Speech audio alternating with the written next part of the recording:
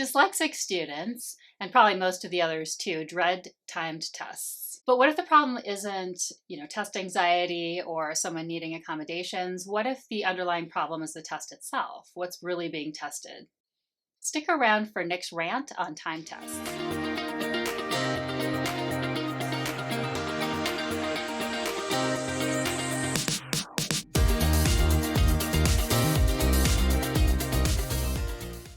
Hey everyone, we're Nick and Sonia, and this is Dyslexia Journey, where we discuss topics related to supporting the dyslexic child in your life. So, let's talk about timed tests. Our dyslexic children often struggle with timed tests because they are generally slower to read and process information.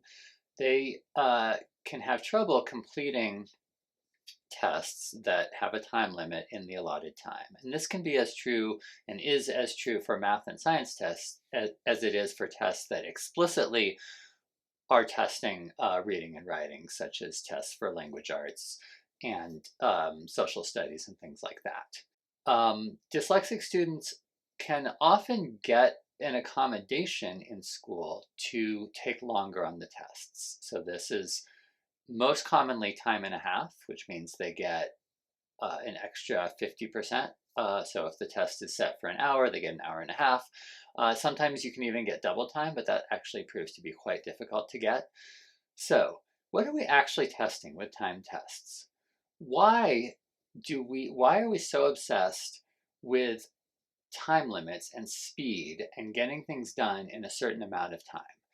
The point of school is to teach children how to think, how to solve problems, hopefully. I think there's sometimes still some rote memorization.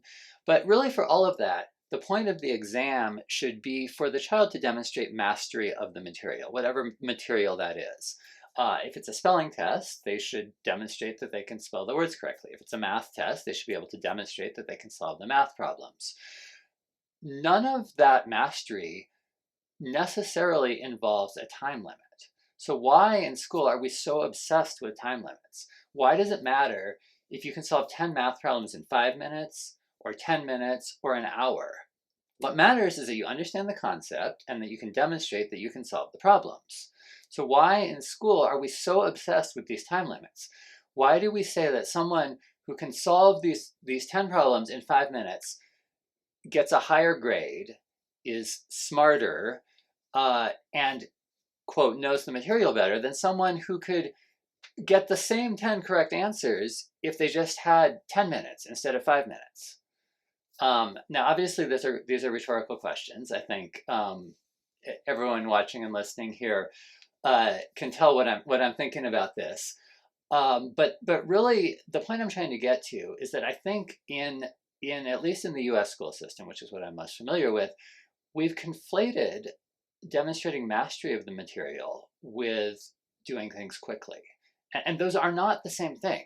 And I think we really need to, in our school systems and just in our society and in general, we need to separate out this concept of speed and doing things quickly from being able to demonstrate that you know and understand something. So given that, I would actually argue that timed tests in school are really a historical artifact that we just don't need anymore.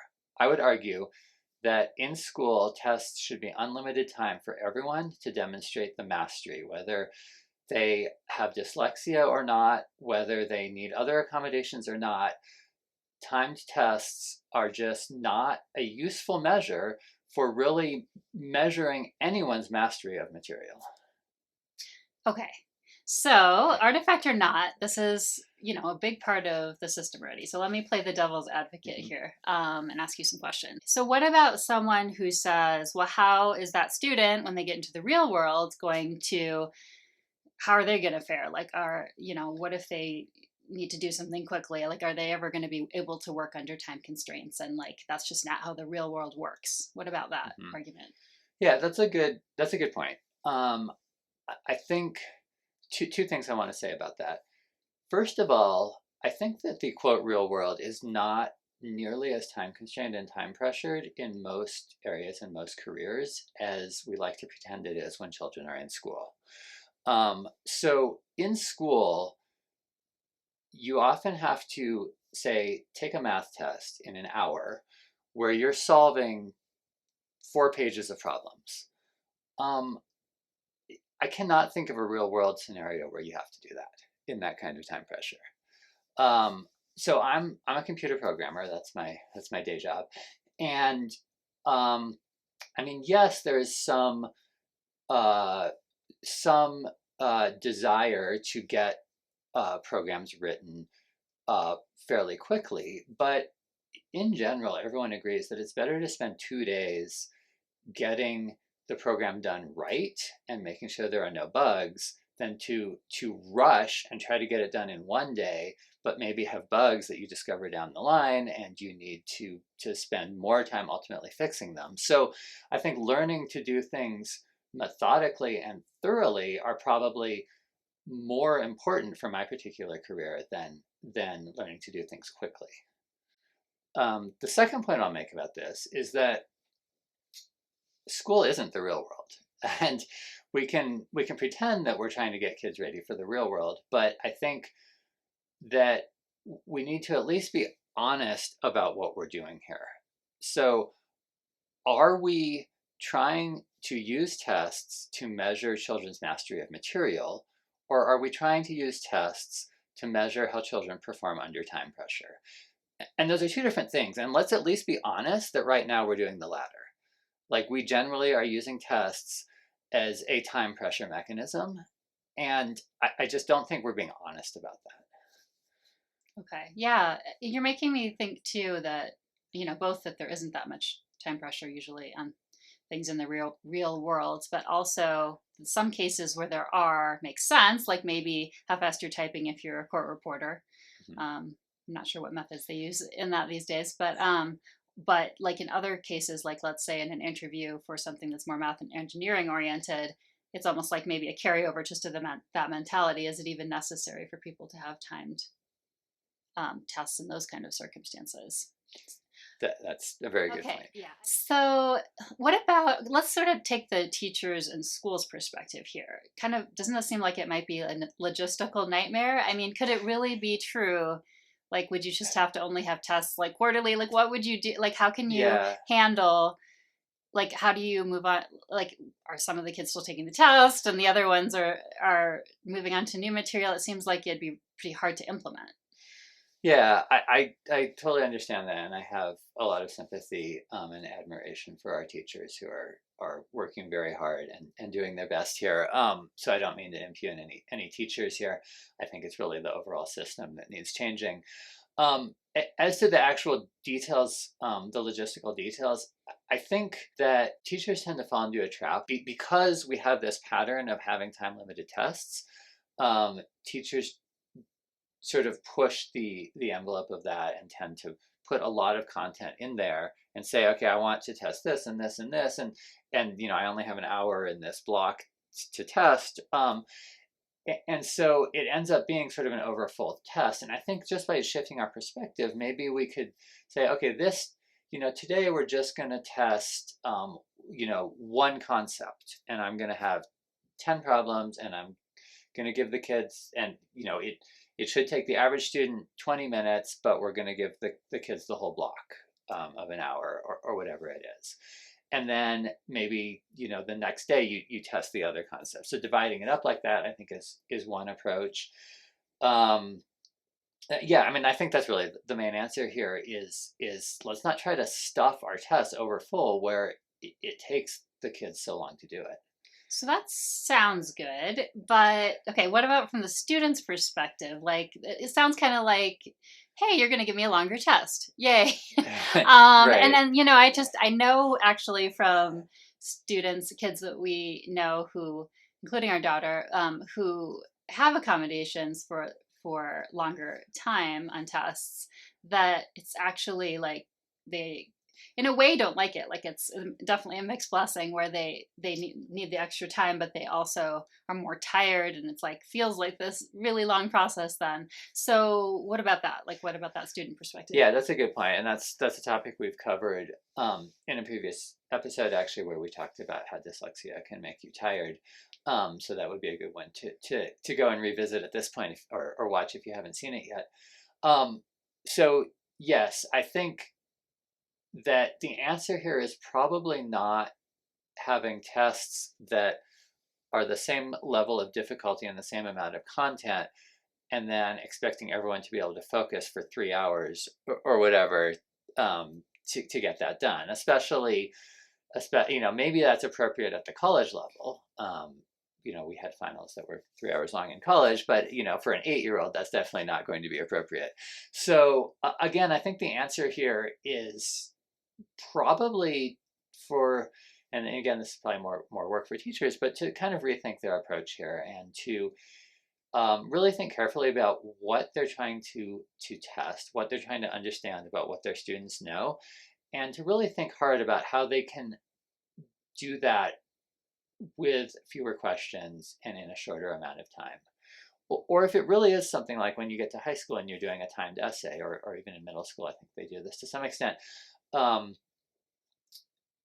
guess maybe, well, that's a tough one. I mean, again, I think you just have to give people additional time to do that. I mean, if you're expecting someone to construct, if you step back and think about this for a minute, expecting anyone to construct a well-reasoned, well thought out, well-written essay in like 45 minutes is kind of absurd. Like the fact that we expect our high school students to be able to do that with regularity is strange, in my opinion. So I think we just need to rethink the whole approach here.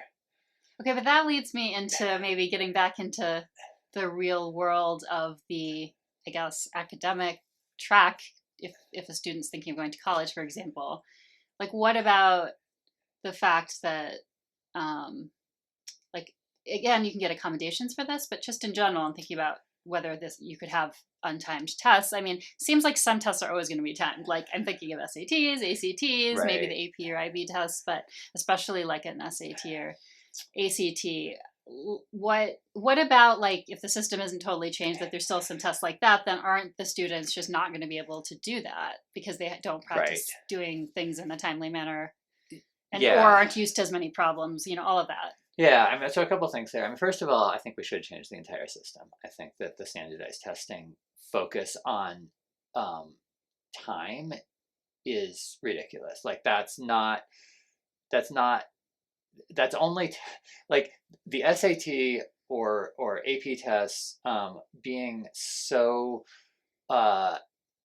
focused on time limits and getting stuff done quickly is really only testing students' ability to take those kind of tests. It's not testing their intelligence. It's not testing their perseverance, their ability to learn material over an extended period, right? So there are lots of problems with those types of tests, and so I think I am arguing that the whole system should change. Now that said, I realize that I don't have the power to sort of dictate that change. So within the system, I think that yes, I do think students are going to have to probably, if they're planning to go to college, learn how to take timed tests. And now, just for those of you who don't know, you can actually, if you have a documented learning disability such as dyslexia, you can get extra time on standardized tests like the SAT and AP tests, and you can get time and a half or even double time sometimes.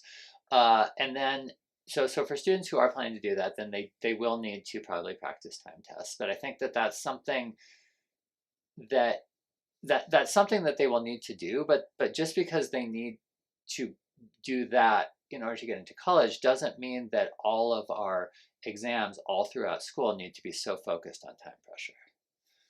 Okay.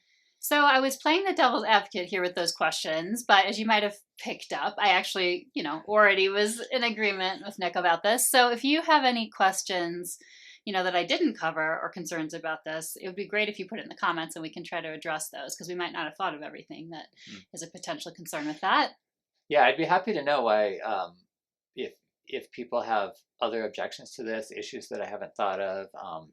Perhaps I was oversimplifying things here. Perhaps that I would love to hear from other students with dyslexia. I'd love to hear from teachers about how they manage this in their classrooms as well. And how hard it might feel to implement it, or what the Yeah. challenges would be too. Okay, so hopefully this was interesting to hear Nick's rant. And if you could like and subscribe and share, we'd love that so we can get this content out to everyone. Yes, and if you're listening to the podcast, please leave us a rating and a review. That really helps us. Thanks. Bye.